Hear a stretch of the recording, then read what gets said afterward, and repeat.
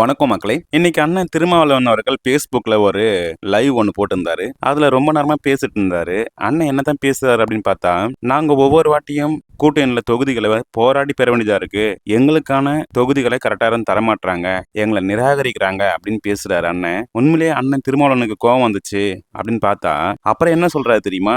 திமுக கூட்டணியில 23 கட்சிகள் இருக்கு. அதனால தொகுதிகள் கம்மியா தராங்க. அதை நம்ம பெற்றுக்கொள்ள தான் வேணும். ஆனாலும் நம்ம வலிமையா இருந்து போராடி கூட்டணி வெற்றி பெற வைக்கணும் அப்படின்னு சொல்லியிருக்காரு. இப்படி நம்ம கூட்டணிக்கு ஒத்துழைப்பு தரலனா வலதுசாரிகள் தமிழ்நாட்டுல வந்துருவாங்க அப்படின்னு சொல்றாரு. இதுக்கு எதுக்கு இவர் Facebook லைவ் போடணும் அப்படின்னு எனக்கு தெரியல. கூட்டணியில மதிக்க மாட்டாங்க, தொகுதி கம்மியா தராங்க நல்லா இவருக்கு தெரியுது.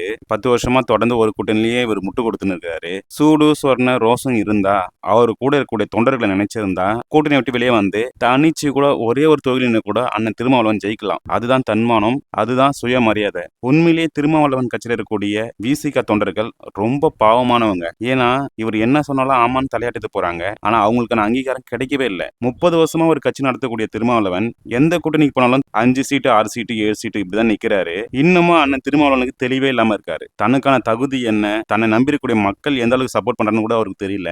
இன்னமும் அடுத்தவங்களுக்காக உழைச்சுக்கிட்டு இருக்காரு திருமாவளவன். இன்னைக்கு Facebookல அவர் போட்ட லைவ் பார்க்கும்போது திருமாவளவன் ஏதோ ஒரு முடிவு எடுக்க போறாரு அப்படின்னு பார்த்தா, இல்ல திமுக கூட்டணியில எவ்வளவு கம்மியா சீட்டு கொடுத்தாலும் நான் திமுக கூட்டணியில மட்டும்தான் இருப்பேன், அவங்களுக்கு மட்டும்தான் முட்டு கொடுப்பேன்னு பேசியிருக்காரு. இது ஏன் லைவ் போட்டாருன்னு தெரியல.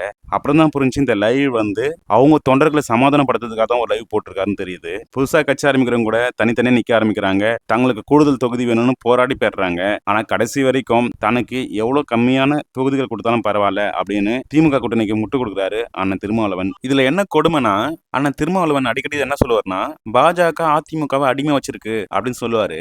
நான் என்ன சொல்றேன்னா, அண்ணா கொஞ்சம் உங்க கண்ணாடி திருப்பி பாருங்க.